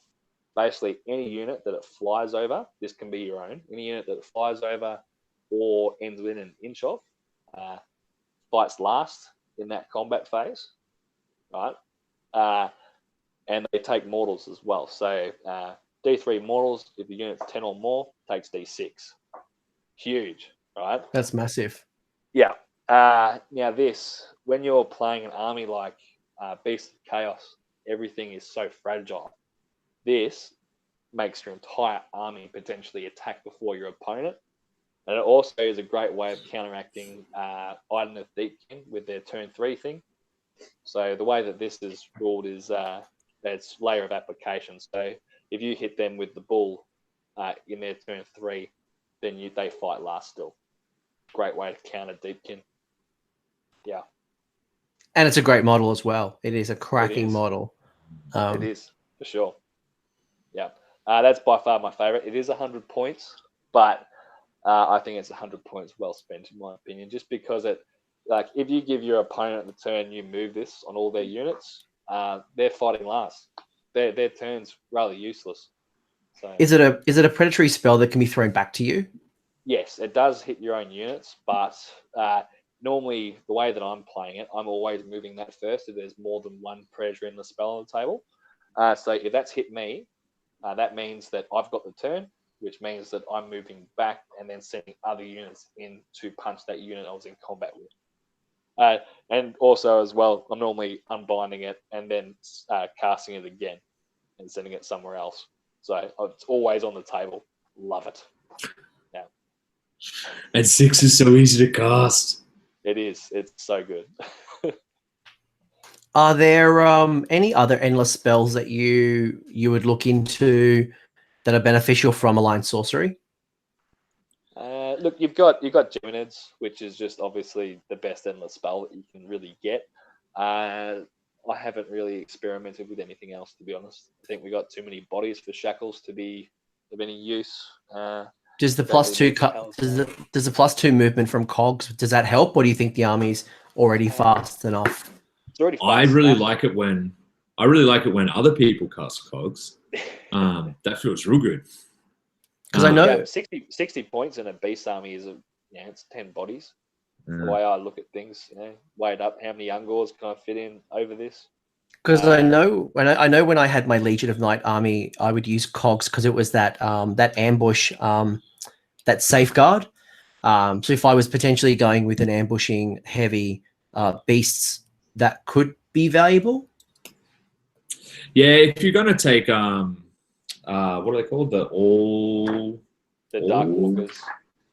Yeah, the Dark Walkers. But even if you're taking like the All Herd, like with all your extra primordial points, like it'd kind of be worth it, I guess.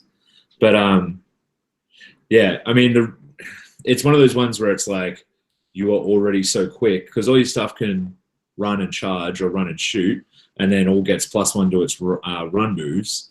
So you're already like, and that's like all the Bray Herd units. So you've already got War Herd. They've got +1 to charge anyway. They've got +1 to charge as well. Like 2 of your monsters have like bonuses to their charge distance. So it's sort of, it's kind of, you've already got all those bonuses. So like maybe I said, not. it's maybe not. Have you got the points? Yeah. But yeah, like I said, like when my opponents cast the cogs, that is a great feeling. That is, thank you for that, sir. Now I will kill all move, Bulgars. Yeah, that feels good. I had that happen at CanCon where it's like, thank you for that free 60 points, and it's great. Is there any other endless spell like Umbral Spell Portal? I'm assuming no, not very valuable. Nah, it's I'm not hearing a that. magic heavy army, mate. Not a magic heavy army at all. You've got 3 wizards. They're all a single spellcast wizard. Our strength isn't in magic; it's in speed and bodies and raw hitting power. Yeah. So if I'm going down the endless spell route, I'm sticking probably with the ones that are inside my army, and something like potentially whether it's the horn, the birds, or the bull. Yeah, if at all, in my opinion. Yeah, I added the bull just because I love it. I think it makes the game a lot of fun.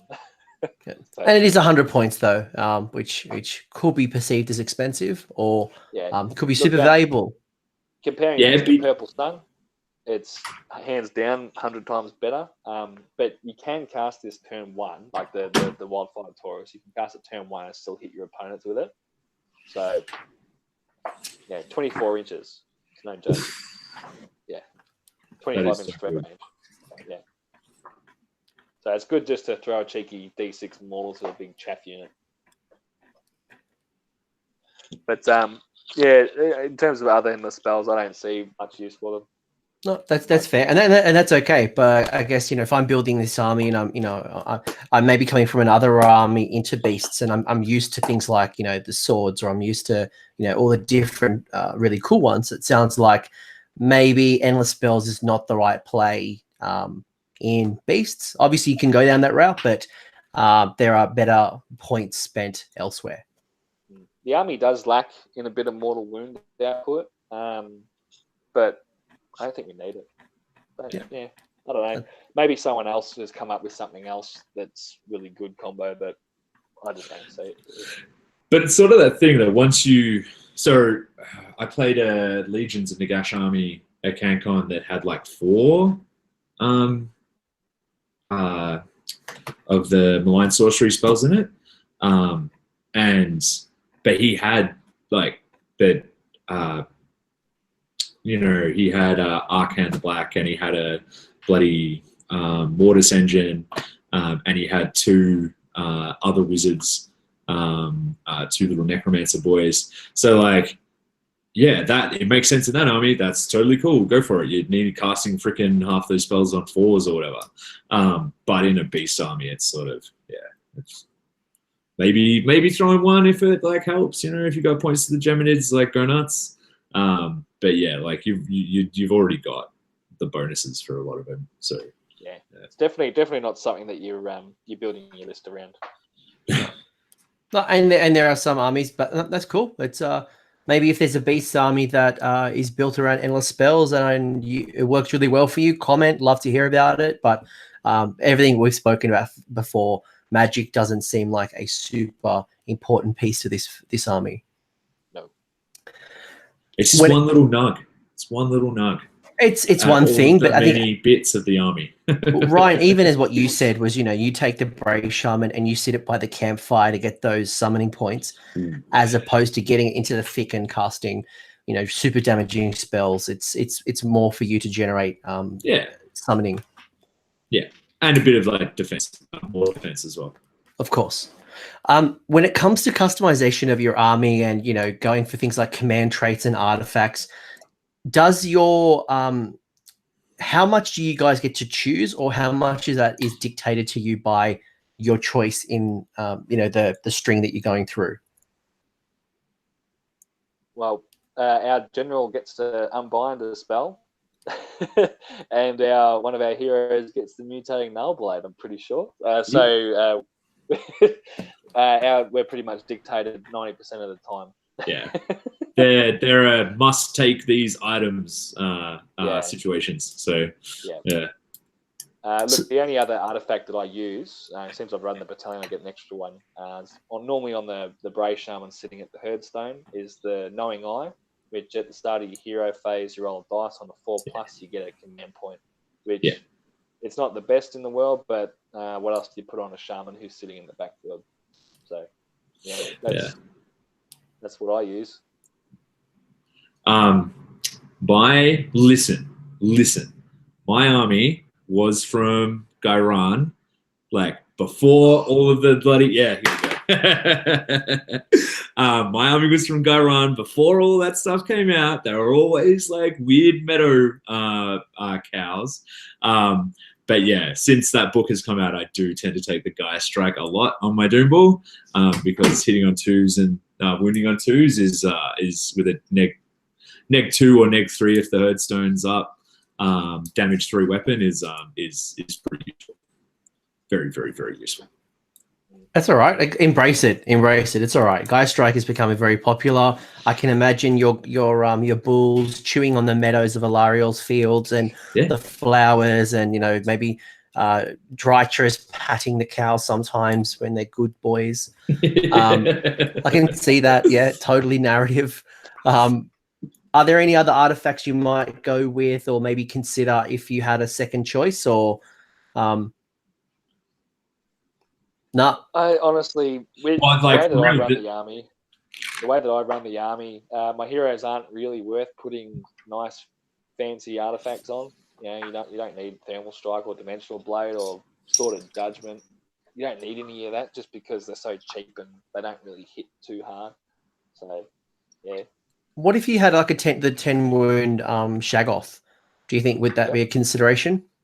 There's a couple of different ways you can make him. You can make him tanky with like even Nexus scales or something, or you can make him killy as well. You know, give him -3 on one of his weapons. Yeah, there's a lot of different ways that you could do it. I don't have a lot of experience running him personally, so I don't have a lot to comment on that.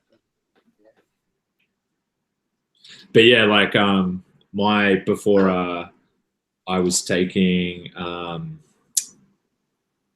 the Guy Strike, I had the Knowing Eye on my Bray Shaman. So I think there's like a couple of no-brainers. I don't mind something like the Troggoth Hide Cloak, which is you heal a wound every hero phase. If you had one hero and they were critical to your summoning, for example, and sitting next to the campfire, it's not a bad mitigation potentially. Yeah, slit yourself. Yeah, normally he's not getting targeted being in the backfield, but yeah, if he took splash damage from a common or something, I could see that being useful, but I don't know. Well, because I don't have the bodies that you have on the field, I often find myself with my Bray Shaman just standing next to the herd zone by himself and just and just, so it would actually be kind of helpful. It just comes down to the build, really. Yeah, that's it. Yeah, and obviously, if you're going down this Zangor build, you may want to take, I don't know, something like Griff Feather for -1 to hit, +1 movement, or maybe there's so many cool artifacts. I guess when I'm looking through the Beasts of Chaos artifacts, there are some cool ones, but I think ultimately it comes down to the build. And as you guys have already said, there's a lot of this is already dictated to you. So unless you take a formation, your artifact is being given to you already. Yeah. Anything else you guys want to talk about from a list design point of view, or do we want to get into maybe some of that tactical knowledge about how you guys play and potentially the advice you would give to a player when using beasts? All I would say is that one of the things that I have really enjoyed is fishing for that triumph. So I tried to have a couple of extra points spare, just because that rerolling to hits in one turn is pretty handy. Yeah, that's good. I'm probably one of the few people in the world to actually remember the triumph. If I get rerolls to hit, I'll remember it every game. If I get anything else, like it's gone. Joel, what about yourself? Like, if I was going to start up a Beast of Chaos army, and I've taken your wisdom on board, and I'm now thinking about how do I play with them? Like, what's some of the best ways of playing with this army? So I suppose that this analogy will kind of fall on a few ears, maybe not some, but I'm an avid Blood Bowl player as well, and I play Greyherd as I would an alpha team. So basically, it's a whole heap of moving up and then letting your opponent hit you, then you retreat out, and then you sort of run around them, basically. And you're sort of blitzing with 1 or 2 units, which are your hammers. So I don't know. Being in combat's not always the best idea, especially if you're running a lot of Bray Herd. I would use your movement as an advantage. Remember that bodies win games 99% of the time. It doesn't matter how hard your opponent hits, if they can't catch you and you're sitting on objectives, then you're winning the game. That's my advice. No. Oh, one more thing also. This army is not pick up and start winning. You need to practice. You need to love it. It's an army that will show you that it's good when you start appreciating it more. I know that sounds bizarre, but the more you get into it, the more you'll start playing better. Yeah.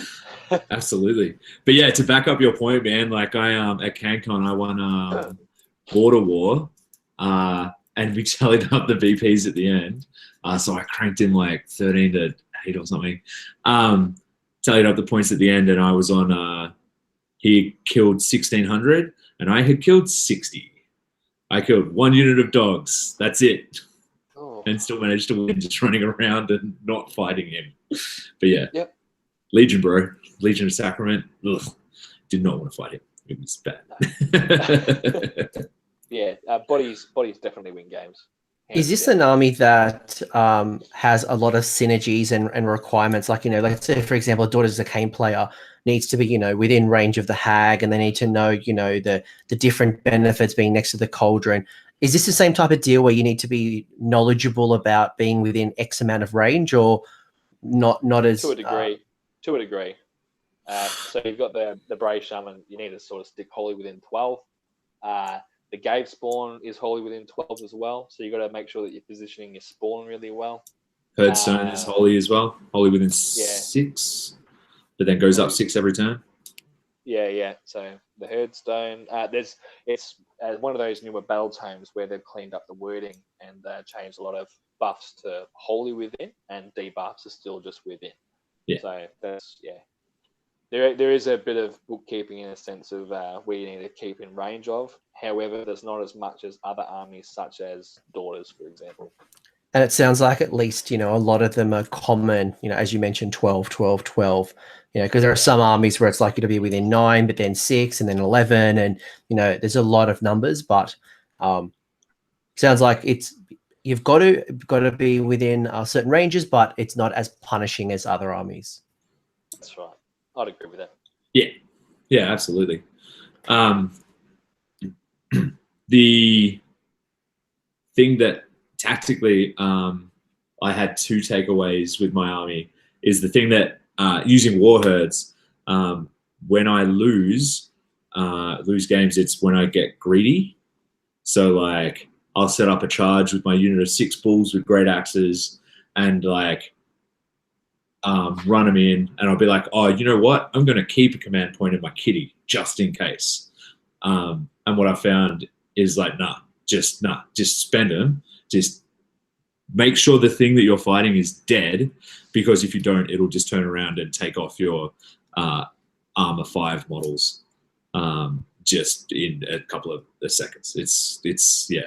So I've had that a few times, and also things like, if I'm going to pour all my Gave Spawn extra attack things into one unit, then I don't need to charge with other units. I don't need to like smash those in. I don't need to hit that hard. I can just sort of charge that one unit in, get them to do all the work, and then if they die, that's okay. I've got more units that can like rush in afterwards and stuff.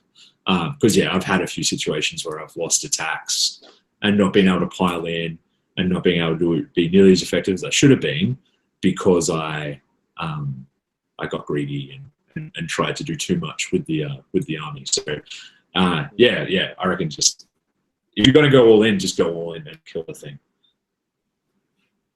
No, that's great.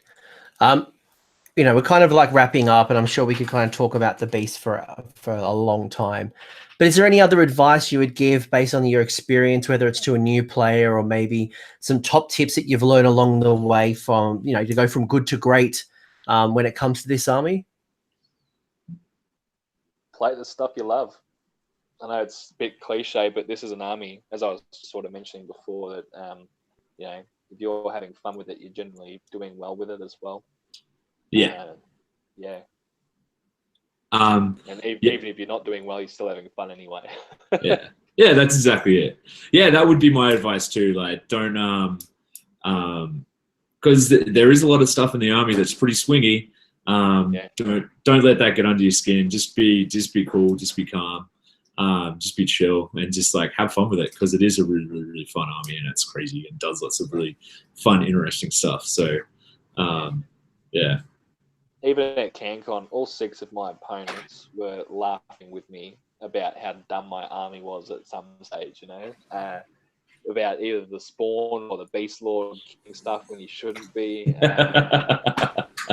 Ungor raiders killing stuff in combat. Ungor's killing bloody bloodthirsters off in combat. It's just one of those armies that if you're prepared to make ballsy moves, you're going to have a lot of fun. Yeah. Well, what was my favorite one? I managed to take out 70 Dark Elf, Daughters of Cain, infantry in one fight phase. That was a real good feeling. Nice. That was I was hard to that one was hard to contain. I definitely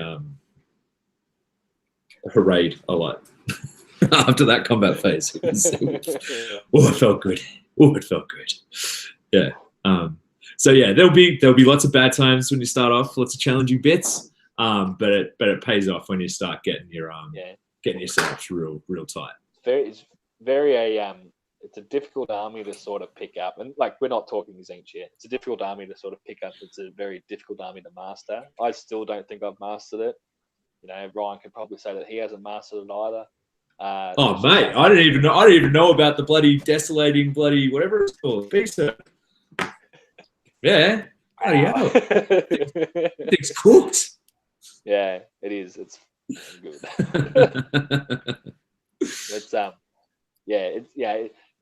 There's so many different builds and so many different ways that you can explore the army. So many different combos that I probably haven't even tapped into. It's just a really good army. Yeah. Lots of options. Yeah, there's enough war scrolls in here to rival the Stormcast battle zone, which is saying something. So, yeah. It's definitely generous, and there's plenty of cool things that I think, as you guys have said, you're only scratching the surface. It's only been out technically for, 4 or 5 months at most? Yeah, something like that. So, we haven't seen a lot of lists on the table. The ones that are potentially those Inch players who just picked up their Skyfires and their Zangors. But I think there's a lot of blank space. And I'm generally impressed with this book. I think it's a really well done book. I think there's a lot of cool options. And I think, as you guys have said again and again and again, this is a really great hobby army as much as a tournament army. I think there's so many cool things you can do. And I love monsters. I run a lot of armies that are heavy monsters.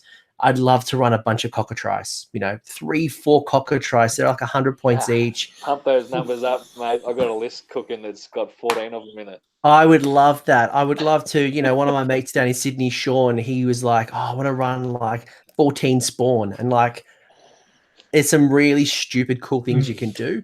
But then there's also, as you guys have pointed out, some really hard-hitting leaders, behemoths, and characters, and units. So I think there's something for everyone. For sure. Absolutely. 100%.